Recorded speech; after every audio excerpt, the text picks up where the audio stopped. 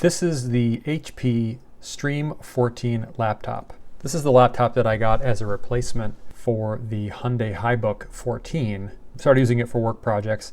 It's been working quite well. I am about to make some changes to it, one of which I've already made, which I'll get to in a second. This one was bought from Walmart. It still appears to be available for about $199. It seems to be creeping up a little bit to about $209 right now. But I still feel like that's a really good deal. And if you want to know why, stick around and watch the rest of this video. Basically, I needed a simple laptop to be able to handle some of the things that I've been previously doing with a Windows 10 virtual machine that was running on a Mac Mini, an Intel-based Mac Mini. And that Intel-based Mac Mini is getting a little long in the tooth. It's about 9 years old now, and it can't really do some of the things that I need for work. I needed something simple, but I needed something that still is capable.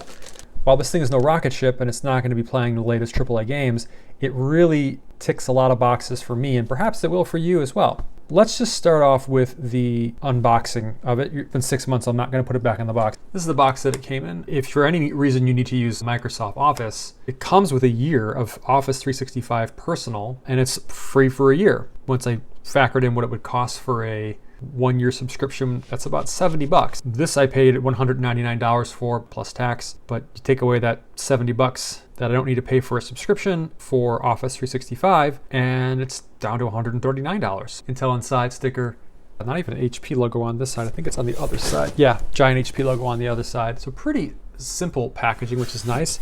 Inside obviously comes the laptop and the power adapter. The foam packaging is nice because it is actually recyclable. Number 4 code right there. So this particular model comes with Windows 11 pre-installed in S mode. And S mode is kind of annoying. If you just want to use apps off the Microsoft App Store and not really do much more besides basic stuff on this laptop, then using it in S mode is probably fine. But I need to use not only applications that are not available in the App Store, but also applications that are definitely not signed. But this required me to be able to disable S mode, which is very easy to do. So the specifications, what are we talking about with this thing? What kind of power we got underneath the hood here in this $199 laptop? Well, it's a similar processor to what the HyBook had, but it's a bit different. It's an N4120, and that is a quad-core Celeron, but it is still a pretty respectable processor for what it can do with 4 cores with this low of a TDP. To be fair, it's respectable for what I need it to do with this laptop. So as far as respectable to other computers, including low-cost PCs and Macs, it's not very powerful. The 4 cores in this are just about as fast as the 2014 Mac Mini I have. Now, this only uses about 6 to 7 watts, whereas the Mac Mini, I think it's a 25 watt part. For CPU performance, just to give a rough guide as to where its place is. And that was kind of my intention, was that it be at least as fast as that 2014 Mac Mini. So this processor, it launched in Q4 of 2019. It's on a 14 nanometer process, 4 cores and 4 threads, so no hyper-threading.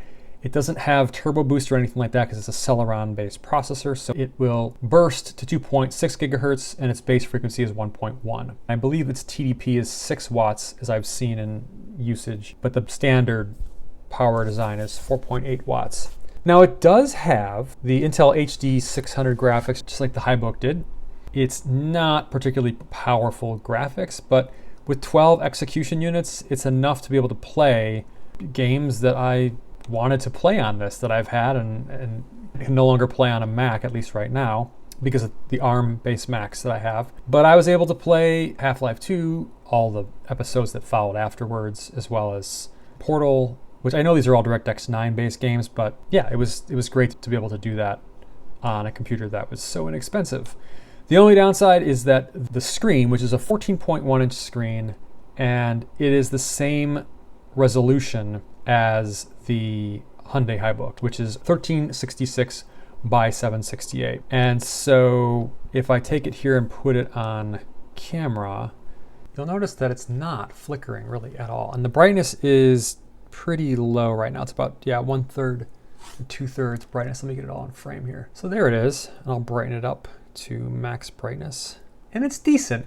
It's a 200 nit display, so not particularly bright. So when I was playing games and stuff like that, if it was bright out in the room that I was in, it could wash out the screen pretty easily. But as far as productivity and all the other things that I'm using it for, the brightness didn't really matter. Even using it outside, you just get to be cognizant of where you're using it at. Now, compare that to, I have an iPad sitting next to me here, which has a 400 nit display. Other computers that have 500 nit displays, you really can tell the difference in the ability of higher resolution, higher performance displays, but it's good enough for what I need it for. What else does it come with? It comes with 4 gigabytes of RAM, and it's interesting because the 4 gigabytes of RAM are in the form of a, is that going to show up on screen? There it is.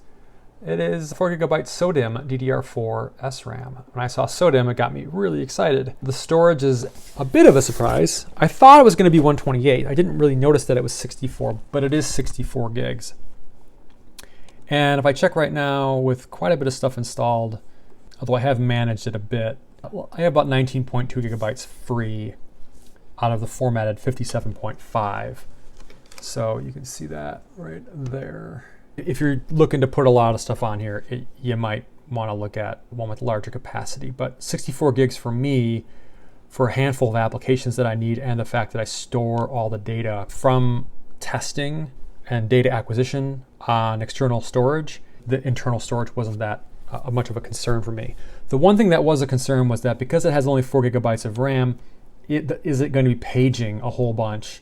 Because it's using most of the RAM most of the time. And the answer is yes, it does, but I haven't noticed any slowdown. I mean, in the performance that I expect out of this, I've rarely noticed it actually slowing down from its nominal speed. And I'm saying that carefully because it's not a fast machine. But Windows 11 really seems to be pretty well tuned to make efficient use of the resources that it has while still making the computer very usable.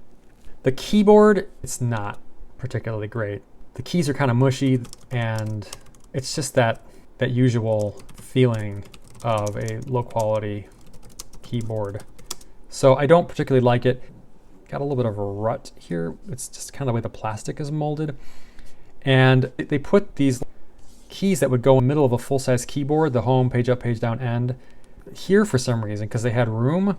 So whenever I hit backspace, I always go and end up hitting home. But just it's very strange.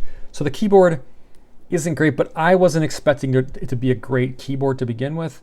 So at least it's usable. So let's take a tour around the laptop. It does come with a 720p webcam up here at the top. I don't use it, so I don't really know how good it is. On the left side here, we've got the power indicator, a disk activity indicator, but I don't ever see that light come on, USB-C, and a Kensington lock to secure your $199 laptop. And on the other side, it's got a pretty capable set of ports here. You've got a gigabit Ethernet port that kind of springs out, and then a full-size HDMI port, 2 USB 3.0 ports, and then a headphone jack. And it's got a cool little feature here. It does have the ability to give you an indication while the machine is powered off, whether it is charging or charged. So you plug it in, and the light turns amber. It's a little dim, but it turns on. Then when it's done, it turns white. So you know when it's charging and when it's charged. This was not a clean Windows install. When I got it, there's plenty of stuff pre-installed. Trying to uninstall that stuff was a bit of a pain, and eventually I had to go and I just decided to do a clean Windows 11 installation using a flash drive with an offline installer. That actually worked out pretty well, except for one thing that doesn't work, and that's the sound, which is why I haven't tested it, because for some reason, the Realtek drivers, it keeps trying to install the Realtek drivers for the sound. It'll work while the machine is on. As soon as I shut it down and turn it back on again, it loses the driver. And then it shows me there's an update for the driver, and I install the driver. It works again while it's on, shut it down, rinse and repeat. I don't really use the speakers on this. I usually am using Bluetooth headphones, and I pair it to the laptop, and Bluetooth audio works just fine, so no sound support really needed. I don't know if there's a clear workaround for this. I haven't really investigated it. When I did this clean install of Windows 11 and got everything set back up again, there's one thing that I did spend a notable amount of time trying to figure out, and that was, could I get device encryption to work, which I talked about in the HyBook review. And the answer is no. With Windows Modern Standby, this does not support Modern Standby apparently. I read many different articles and couldn't quite get to an answer. So what I ended up doing, and this is why I made this video now before I made many more modifications, is that this is not actually running Windows 11 Home anymore. It was until a couple of days ago. I had a license for Windows 7, which then I've had that license for 10 years, 11 years. Started off as Windows 7, then it went to Windows 8 or 8.1, and then that 8.1 got converted to Windows 10 somehow. And then I discovered that I could take that Windows 10 license and just plug it in here, and it upgraded it to Windows 11 Pro. So now I have Windows 11 Pro. If you don't have it, one thing you can do if you want to encrypt the device, which I'd recommend doing if you have anything that's of any level of import on here. And for simplicity's sake of, if this laptop were to get lost or stolen, it reaches end of life, I know that I don't have to worry about the data. What was on there last? What did I perhaps copy on there that was important? That sort of thing. The upgrade path from Microsoft is $99, but with that, you are then able to turn on BitLocker. This has BitLocker turned on.